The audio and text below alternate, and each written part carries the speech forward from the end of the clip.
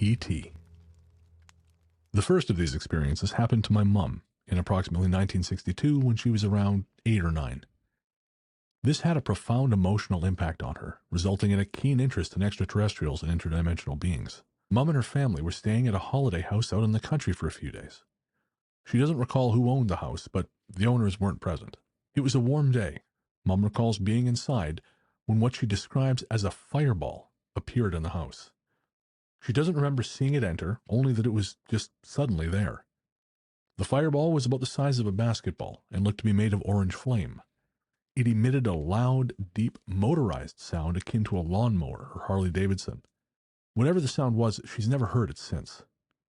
The fireball flew around the house with great agility into different rooms, seeming to possess a conscious awareness of surroundings and how to skillfully avoid collision. Despite being a fireball, Mum couldn't feel any heat from it, but not for lack of trying. For Mum, ever so thrilled by their visitor, chased it around the house. Yep, that's my mum. After a short stay, it flew out the open front door past my grandfather, who yelled, "Jesus bloody Christ!" With Mum hot on its tail, it zoomed up into the atmosphere and disappeared into eternity. After the fireball left, Mum became despondent, heartbroken even. Sad and disappointed, she waited outside hoping for its return. Alas, it was never seen again. To this day, Mum still gets emotional to remember it leaving.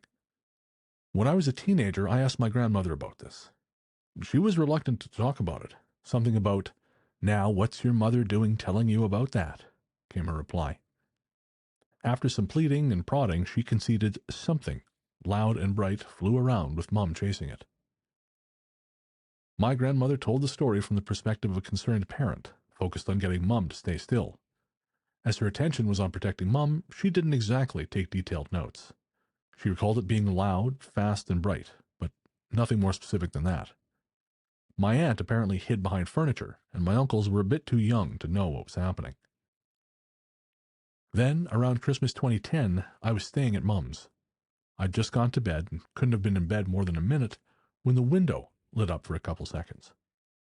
I opened my eyes to the room being quite bright. Then, darkness again. I sat up and listened, thinking some pervo was outside taking pictures. The curtains were closed, and I figured it was pretty dumb to use a flash, as all you'd get would be reflection. The room lit up again. It was definitely coming from the window. Leaving the lights off, I got out of bed and ran to turn the backlight on. I peered out the back window, but there was nothing there.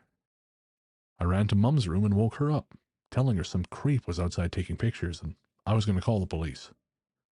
She said, "Don't," and proceeded to tell me that this had been happening for more than 10 years. So it goes, she could be anywhere, day or night, and something will light up for a couple of seconds. It could be anything, an entire house, an entire tree, a person. Apparently I was lit up once, I had no idea. She even saw a traffic light being lit up once while waiting at the lights. When it happens, it makes her smile, and she's always wondered if some kind of entity was responsible. Whatever this is, it's followed her around and seems to go with her out in public, too. I've encountered this light phenomenon on one other occasion. Again at Mum's, this time in about 2012. I was in her lounge room. The lamp was on, but it was pretty dim light.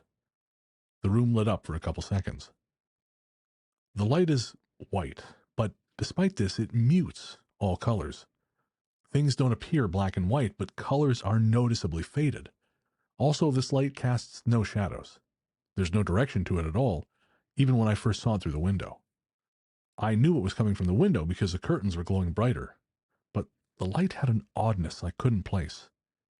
That oddness became clear on my second encounter with it. Altered colors, evenly distributed light with no shadows. Another thing I noticed was a subtle click sound when the light appears, then another click when it disappears. Mum's not worried about any of this, and neither am I, but what the heck is going on here? Mum has felt for years that all the phenomena mentioned here is connected to ETs. However, I theorize the lights we've both encountered may be an elemental spirit of some kind, but an elemental who follows Mum out in public? I don't know why that would be. And this one, again, given our conversation about ETs earlier, I think is kind of interesting. But also, again, the idea that there's this elemental thing that's just hanging around. And I mean, Christ knows why it's, flashing things up, but I've never really, that's not true. I've heard of things like this, but not quite in the same circumstance. Mm. Because and I'm sure I've told you this story before. I think you've heard all my stories, but when I used to work in that old haunted office building, I would sometimes see flashes in the various offices. Mm. And I was the same way. I thought someone was taking pictures, but there was never anyone around. And I know John Keel talked about that in Mothman Prophecies, that at sort of pivotal points in his life, he would see these flashes that seemed to come from nowhere. Have you heard of this phenomenon elsewhere? The entity case. Really? And Doris Bythers. That was light. They were light, streaks of light that would fly about the room, like miniature electrical, like lightning strikes. But they were just basically Jesus. arcs of light that would appear over her during the investigation. That's bizarre. Other than that, I mean, obviously, it's more akin to elemental encounter rather than alien. But at the end of the day, I don't think anybody knows what the bloody hell's going on. So why try and label it? Could be anything. I know where it isn't. It's not ball lightning. Yeah. That, funny enough, that came up in the comments of a bunch of these stories. People saying, "Oh, it's clearly ball lightning," which, as you and I have discussed many times, when you say that, you clearly have no idea what that is. Yeah, well, it's as we've said, it's one of those excuses that's trotted out, and there's no real proof of it. Yeah. I think what have we got? 3-second footage of it in a laboratory. I didn't know we had that much. And it's about the size of a nickel. All right, let's not get judgy here. Flies across the bottom of the screen. Oh, really? That's it? That's it. I mean, there's ball lightning is the 99.99999% is anecdotal. I mean, somebody in my family saw some ball lightning come down the chimney and fly out the window, broke the window pane. Interesting. My family had the same experience. Something came in one window and kind of flew along the floor and then went out the door. Yeah. So, I mean, could be worse. I mean, there was a famous Russian scientist who was trying to copy Benjamin Franklin's experiment about a couple of years after he did it. So he went out with his kite, and allegedly, ball lightning came down the kite string, smacked him in the head, killed him. Jesus Christ. Blew his shoes apart. Wow. Forgotten his name now. But yeah. So did he. But yeah, the vast majority of, it's like when they say, oh, it's not a UFO you've seen, it's ball lightning.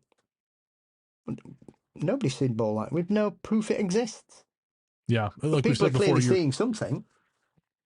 There are hundreds and hundreds and hundreds, well, probably thousands of people that have seen strange balls of light.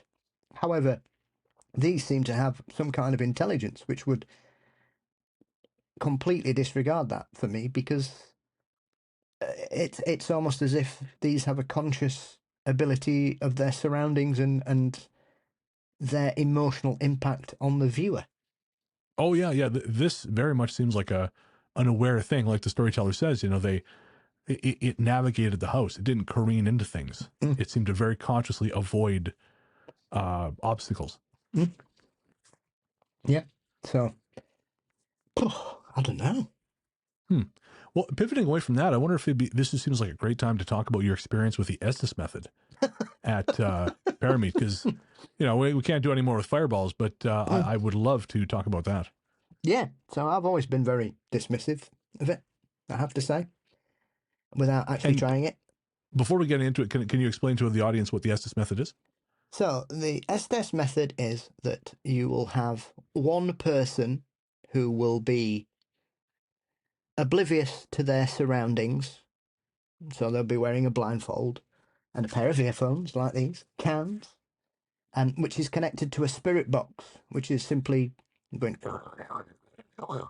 and through that method, the people you are with or a person will be talking to you, and personal experience, I can tell you 100%, I couldn't hear a thing anybody was saying to me at all. I had no contact. I had no idea what anybody was saying. And and I was simply told that any word that I could hear, I was to repeat. And so Julie did it first for a bit, and I wrote all the things down that she was saying, which was quite interesting. And then I think Julie was finding it was a bit much, shall we say? And so I thought, I'll give it a go, try this, see what it is. So I got it on, got my blindfold on, made sure I couldn't see anything, because obviously we'd got K2 meters and things around us as well, so there was a lot of lights flashing and stuff. And I got my cans on, pushed my hands on, so I, basically created a vacuum, so I couldn't hear anything, and off we went, and it blew my mind. Yeah. So now, can you describe what you were getting relative to what you later found out they were asking? So the one thing that seemed to be constantly, like, for the entire time I was doing it, was something going stop, stop, stop, stop, stop, stop, stop, stop, stop, stop. And then I'd obviously get phrases like came through as in the back, stabbed in the back. There were names. I started laughing at one bit, just did something, go, ha ha ha ha ha. So I said, that's what I said. And obviously I had no idea what was happening. And I honestly thought I'd been at it 10 minutes, and I'd been at it 45 minutes. And basically they had to stop because I wouldn't stop.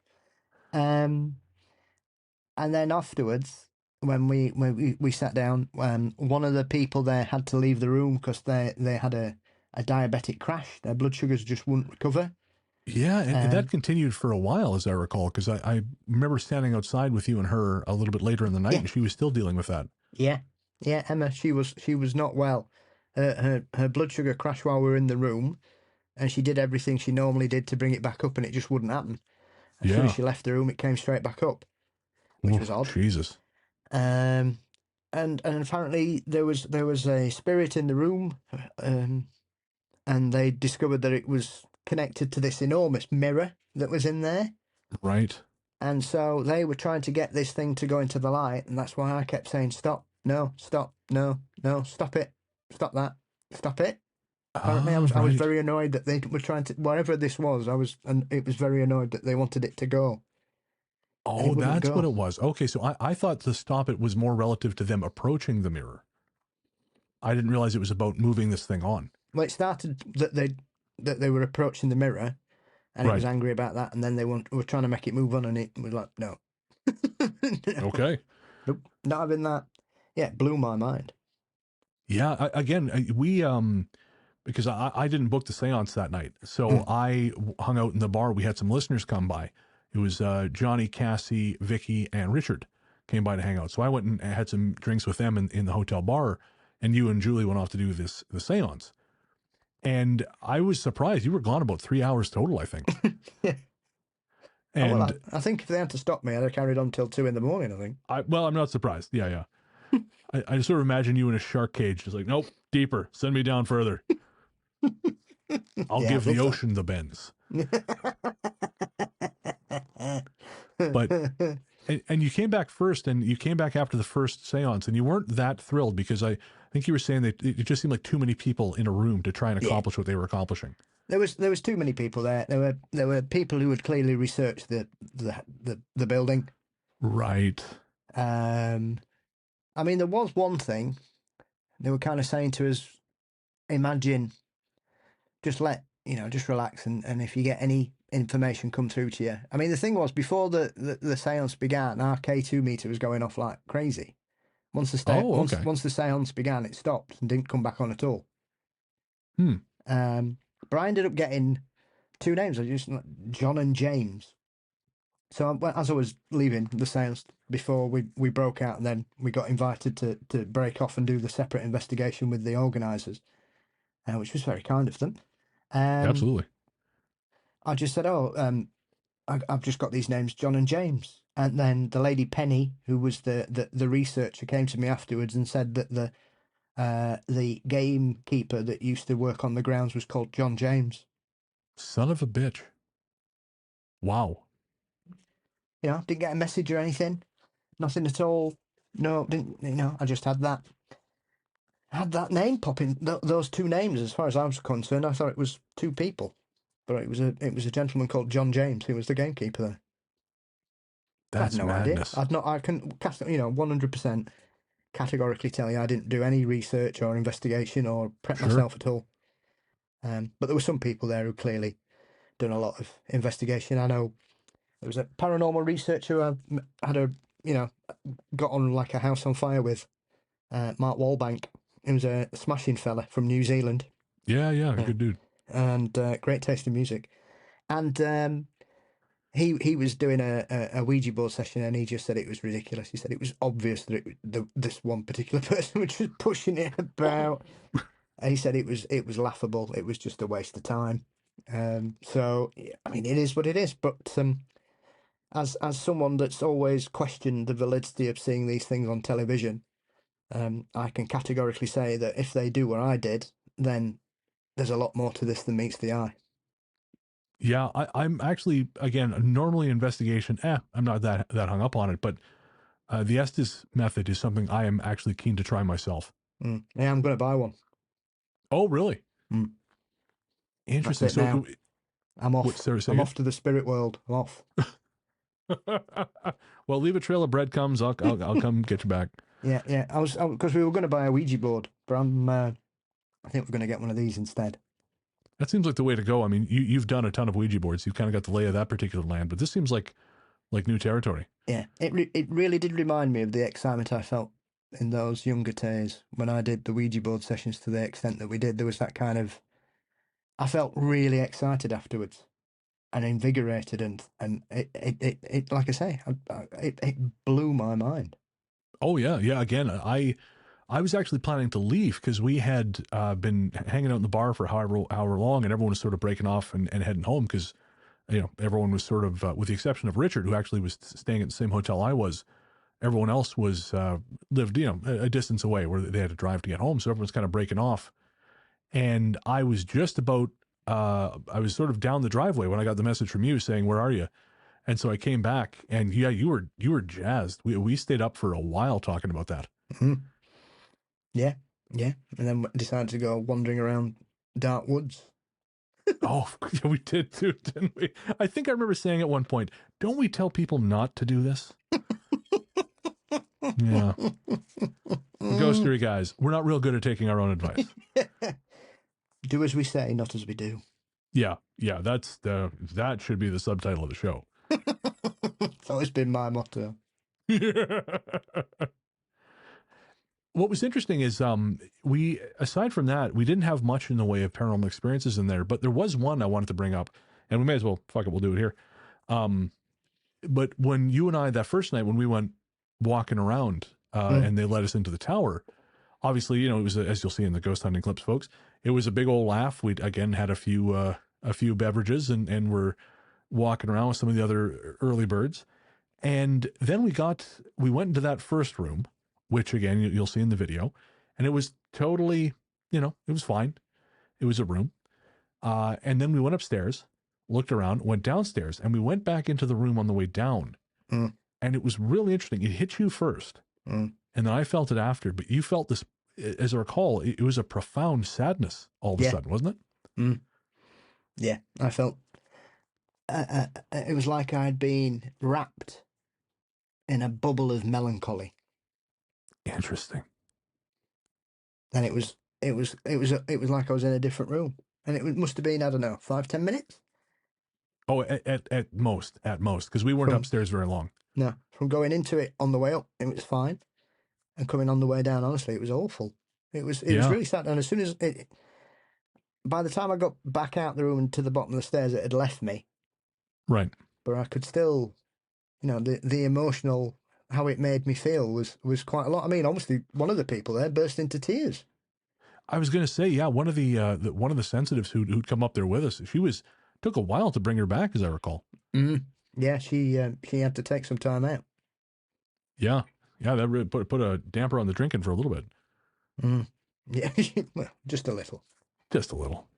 Yes, but yeah, that was a very odd sensation, and I'm not sure if it's, as I said to you at the time, is it the direction you enter a room in that can cause it? Because as we went into it on the way up, it was fine, but when we went into it on the way down, that's when we all got hit by it, and it wasn't just me and you. There was there was half a dozen of people that had emotional responses to going into that room on the way down, not on the way. Nobody got it on the way up. Everybody got it on the way down.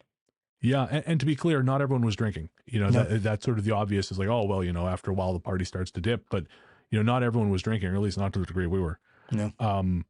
So I don't blame that. Mm. What I did mention to you at the time, and I've talked about this on the show before, but whatever.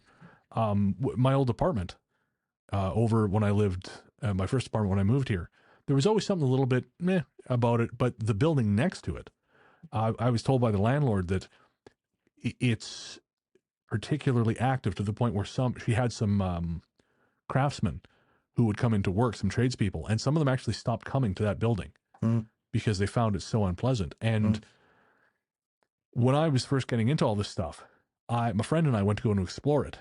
And I remember we went in the building, and the building was shaped like mine.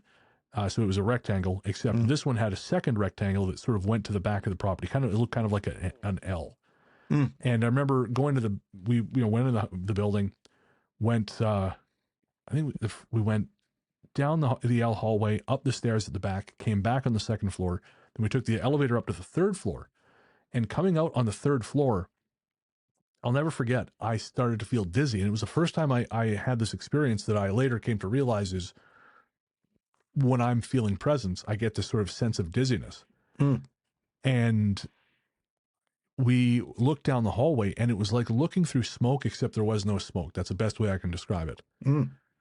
But afterwards, I spoke to the landlord there, and I mentioned that experience, and she said, oh, you took the elevator up to the third floor, because the third floor is, she said, the most active floor. And she said, yeah, she said, if you take the elevator up, especially at night, she says, it's like you're coming up right in the middle of it.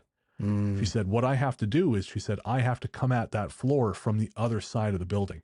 And she said, if you come at it from the other side of the building, it's almost like you're pushing it ahead of you so you don't get caught up in it. But she said, if you come up the elevator or you come up the other side, she said, it's almost like you're just right in the middle of it, and it just kind of envelops you, and it just feels icky. And so I do wonder if that had something to do with what we experienced there. Yeah, absolutely. It was a profound emotional response. Yeah, it was not a passing thing. I want to say it took about 10, 15 minutes for us to feel right again. Yeah, very odd. Very odd. The only time I've ever felt anything like that was when I was at Glencoe. Oh, right. So how was that similar? It just made me feel deeply uncomfortable and sad. Right. Very sad.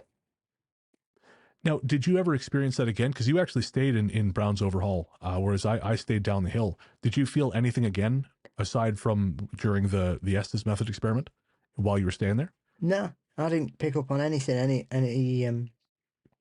any other strange feelings or experiences or anything other than that. So I'm not. Yeah. I mean, there were, that was the Friday night was the tower, and Saturday night was the Estes. But right. Other than that, the rest of the time I was there, I didn't have any sort of issues with emotions or feelings or experiences whatsoever. Yeah, same here. And say we were walking through the woods. We walked around the building after everyone had left. We stuck around the hotel and kind of poked around for a while. And yeah, I thought more. I was expecting a lot more, and it just was pretty quiet. So which really makes those actual incidents stand out that much more. Yeah, absolutely. Very much so.